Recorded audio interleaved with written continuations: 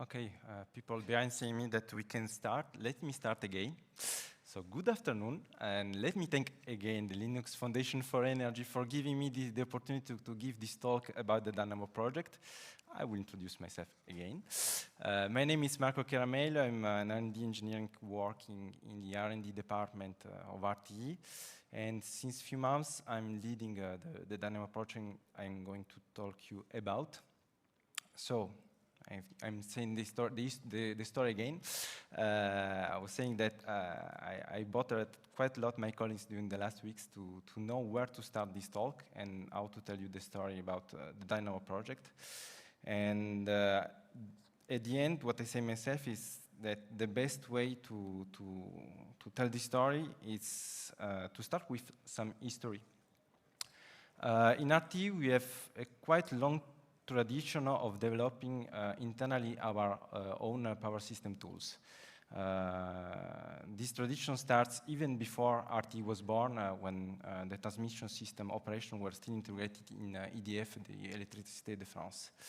The basic idea there was, and still is, to master the hypothesis behind the tools and to master the power system knowledge in order to know what we are doing with a tool and to make a good and appropriate use of a tool for simulating a good phenomena. People from RT in the room will forgive me, I didn't cite all those tools, but all the tools that we developed since then, but I would like to cite, for example, Mexico, that we started in the 70s for the serial flow that evaluated then in matrix and matrix later on.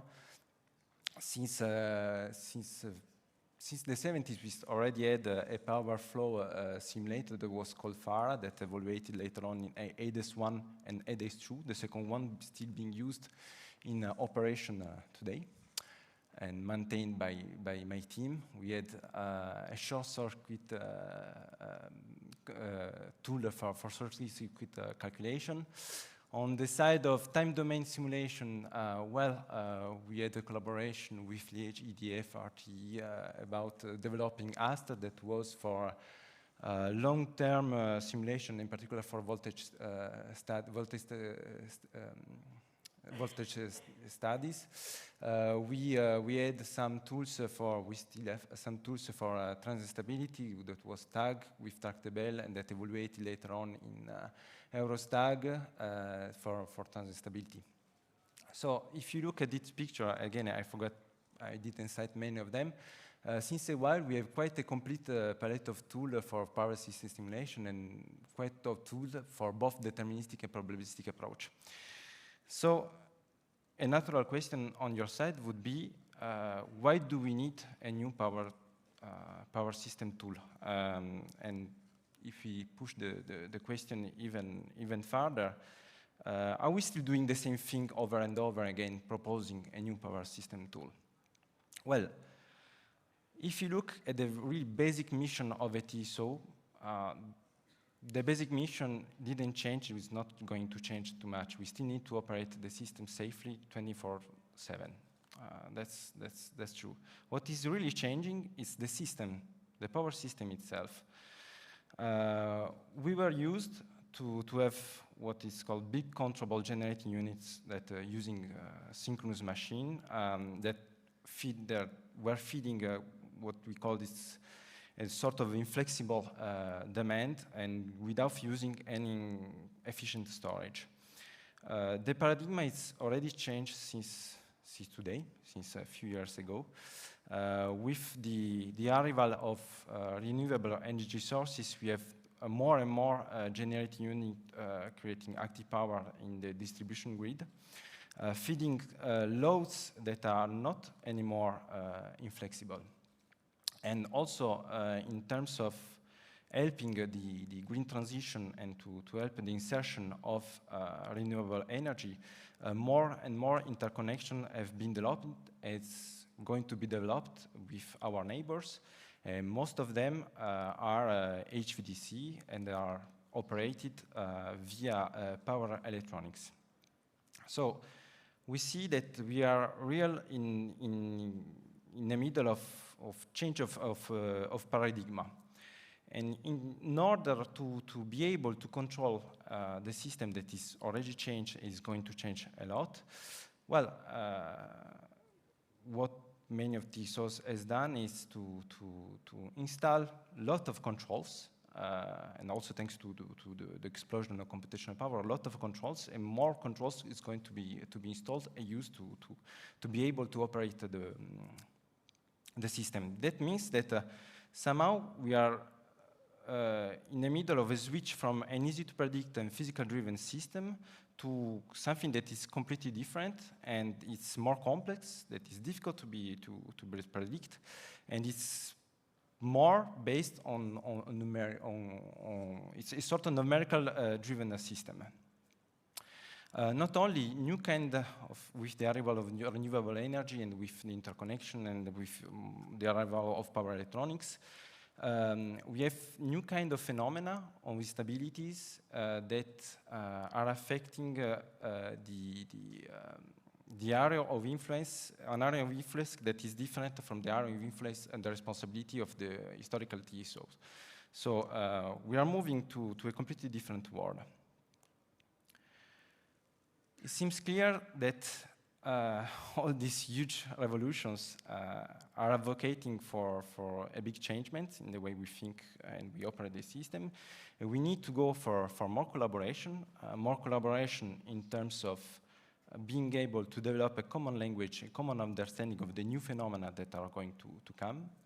More transparency. Why more transparency? Because, as I say, the new phenomena are appearing and they are not affecting only the TSO, but new actors that are there. So we need to be transparent in the sense we are modeling the system. And of course, as the system is evolving quite a lot, quite fast, we need a lot of flexibility. And it's really in these terms, in trying to answer in this question, that the Dynawo project is born. With in mind one big thing is a complete withdrawal from legacy closed simulation tools and a switch from the historical way of doing things to a transparent and open source approach.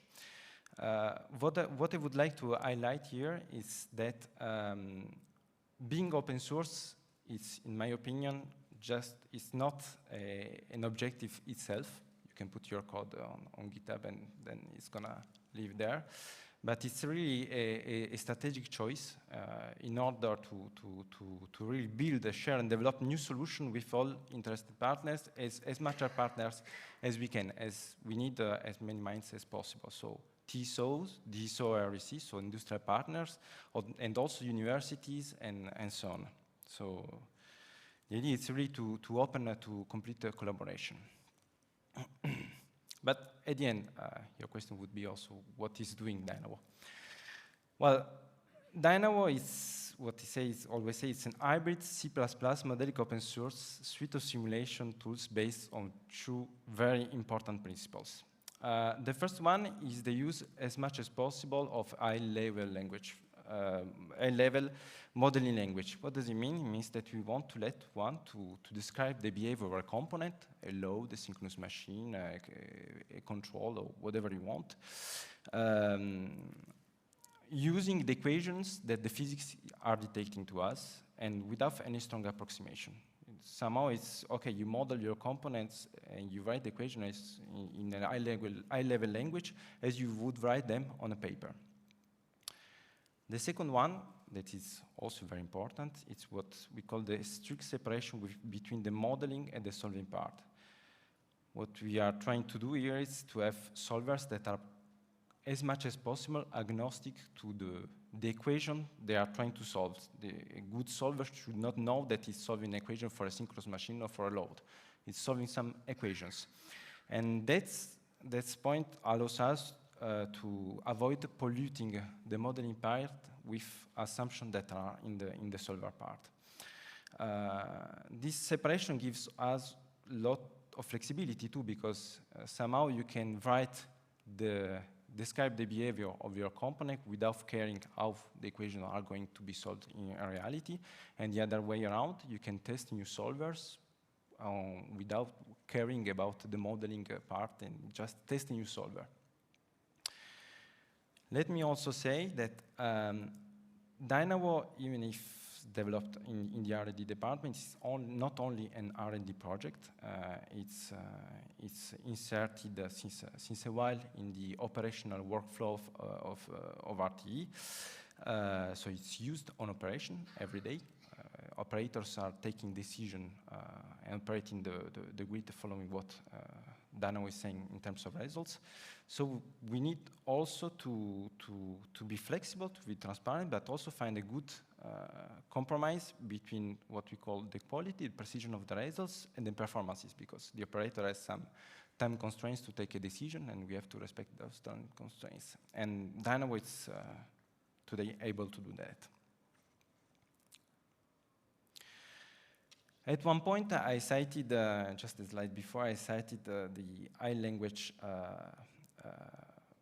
high-level language for the modeling part. The choice for Dynawo was on the Modelica language. Modelica language has a lot of good points. The first one, it's the support of a causal connection of components. We can simply connect components easily. And the second one, that is even most important, is that it's equation-based, in the sense that when you are describing your system, you simply write the equation of the physics. You don't care about the order, and you just simply use them. We are not the only one using the Modelica language. There is quite a huge community since many years, and we are pushing quite a lot to the Modelica community to improve the language, to be closer also to the needs of power system simulations. And in addition to that, there are many tools that are also able to give a nice graphical view of the equation that you are writing. So when you have very complex control, you can simply visualize them as boxes. That makes life even easier, in particular when you are working on an open source project. This goes in the right direction in terms of transparency. What can Dynamo do? Well, the core part of Dynamo is really the modeling part. We have more than 150 public models that describe the behavior of components with different granularity. And the flexibility that is going with Dynamo allows more or less anyone to combine any models as they wish. But for sake of clarity and somehow to facilitate the industrialization of the tool, we tried to name given combination that are used to simulate and to retrieve results on given phenomena. Then we can cite Dynaflow. Dynaflow is the combination of modeling that is there to calculate the steady state using a time domain approach. It's the one that is closer to a static power flow that everyone is knowing about, with a main difference that we take natively into account the interaction between controls, discrete or continuous. And as I will show an example later on, it's extremely important. In terms of maturity of this modelization part, well, we are under industrialization in the terms that we hope to be months far away from being used in operation. The second one I would like to tell a few words is Dynavalve. That is the combination model for long-term stability studies. This combination model is used, as I said before, in operation for voltage stability studies, and it's used in operation since 2022. That means, as I said before, operators are using the results from this part to take decisions every day. Then we have Dynaswing, that is a combinational model for stability studies. Then again, this industrialization is under progress. We are in a phase in which we are validating large test cases or real test cases using this modeling. And then we have a couple of flavors of modeling that are a bit still on the research side. One is for short circuit calculation that we call the SIM. And Dynawave, that is something that we are working on. it's a sort of it's trying to fill a gap between the phasor EMT approximation for people that are from power system. It's somehow the module that will allow stability studies for a system with high penetration of power electronics. So let me, I think it worth to show a couple of examples. Dynaflow, the one that I cited the first, it's the combinational model that allows one to simulate and calculate the correct steady state using a time domain approach. The idea really to take into account the interaction between controllers, as we have more and more controllers on our grid. It's the approach that the R&D department is introducing to replace the classical static power flow solutions. What I'm showing here is quite an interesting case. It's what is shown here is the French-Spanish border. What we have here is interesting because we have quite a lot of controllers, discrete and continuous controllers that are electrically closed. The first one is what is called an HVDC, it's a direct current link. It's a particular one because it's inserted in the synchronous area and it's operating in an even more interesting way, that it's operating what we call in a AC emulation operation way. That means that the active power that is going through this HVDC, it's proportional to the changement difference of phases on the two sides of the HVDC. Another particularity of this HVDC is that when the phase is changing on one of the two sides, well, the active power is not changing immediately, but we have a sort of filter of 50 seconds that repercute the changement on phases in active power in the HVDC with a sort of delay of 50 seconds. Then we have couple of discrete controls. One is a PST, a phase shifter transformer, that is trying to limit that current on the monitored line, and it's a discrete control because it can change taps, it can change tap position, and it can change tap position I would say every 5 seconds.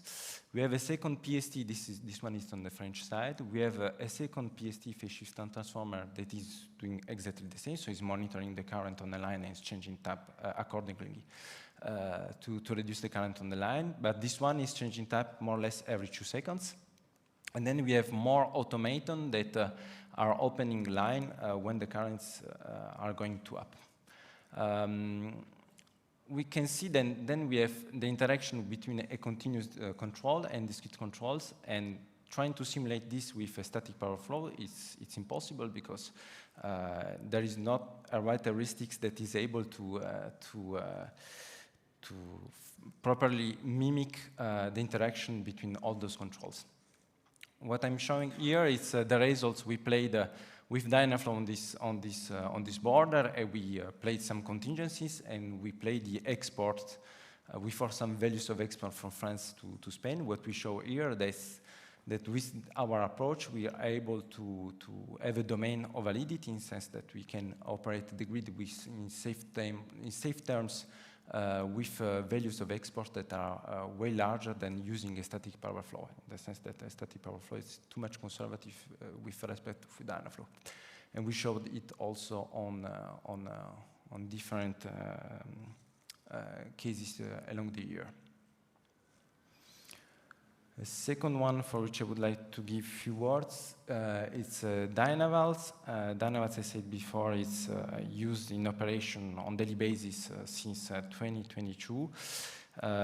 It's the long-term combination. It's the combinational model there for long-term studies. It's mainly used for voltage stability studies.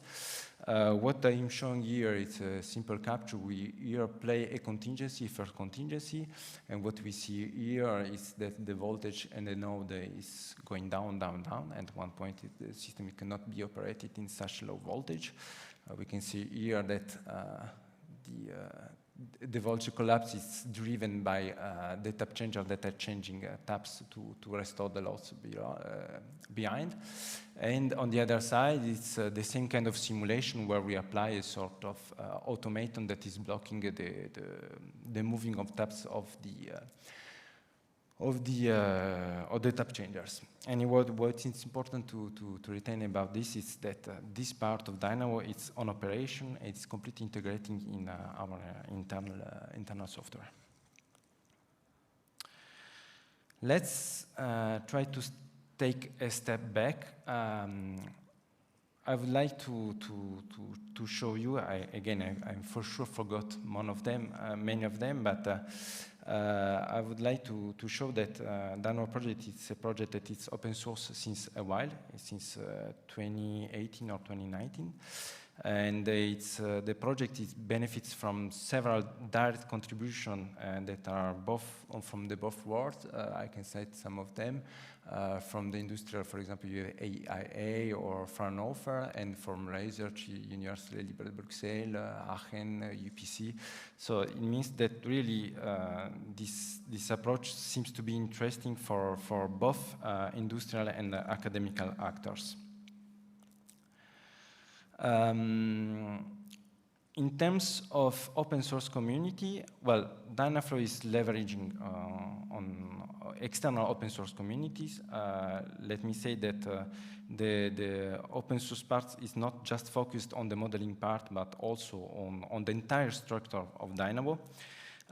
What I would like to highlight here is that, as we was said this morning, we are not just consumers of the open source community, but we are also trying to actively push the community to evolve in a direction that is interesting for our project. I can give a couple of examples. The first one is for the Open Modelica community. We are part of the consortium of the Open Modelica, and we are pushing quite a lot and financing them to improve their tool.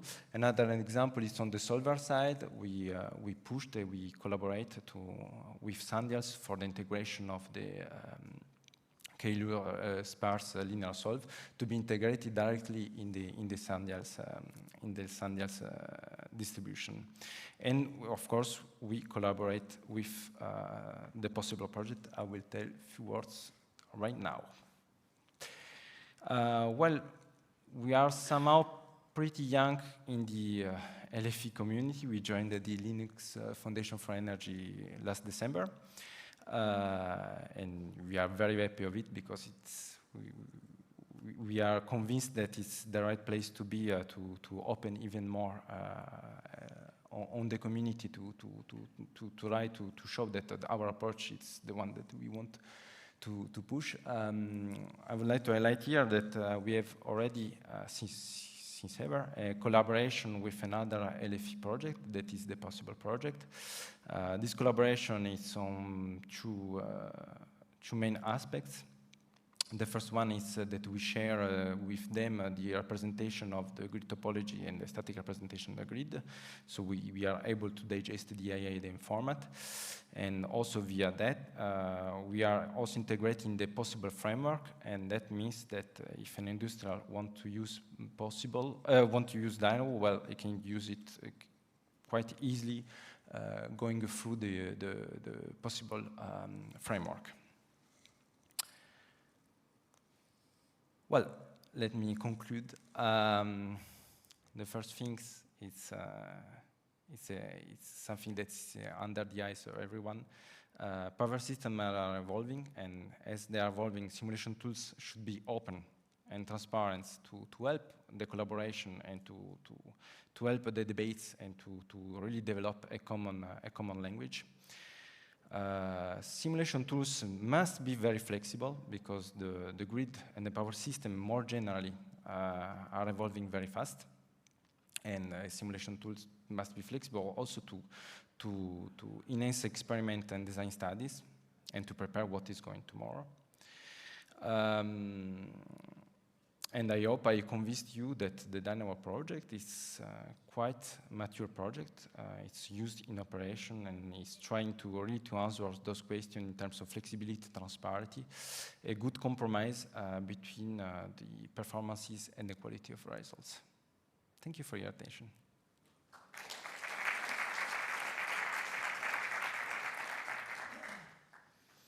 I think we have a few minutes for... I forgot about it, sorry, because I made the slide before the demo session were open. Don't forget, I invite you to participate to a demo of Dynawo in the possible framework just after, during the coffee break, during the next coffee break. Yes.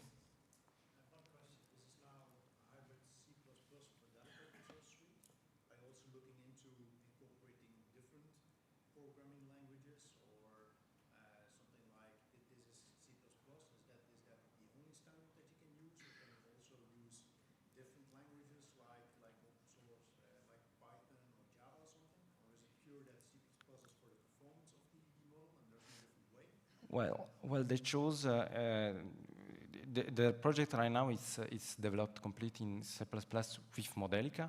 The main part is really Modelica part. The C++ is the choice of C++ was also to be able to interface quite nicely with the solvers that are developed by Sandy, also by the open source community.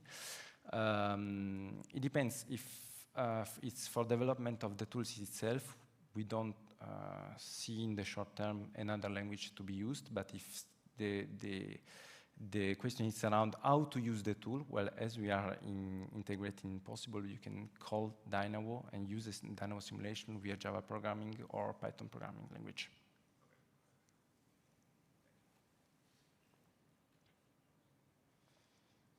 Any more questions?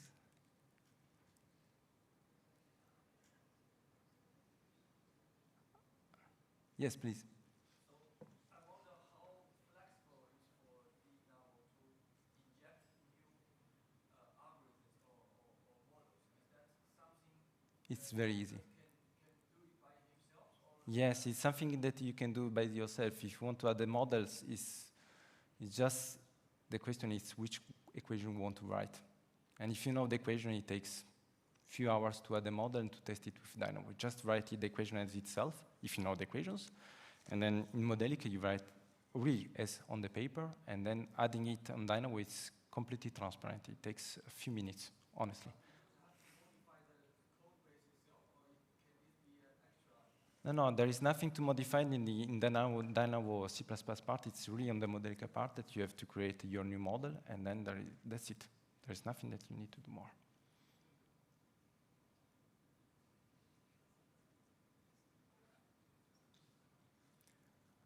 Okay. Thank you for your attention.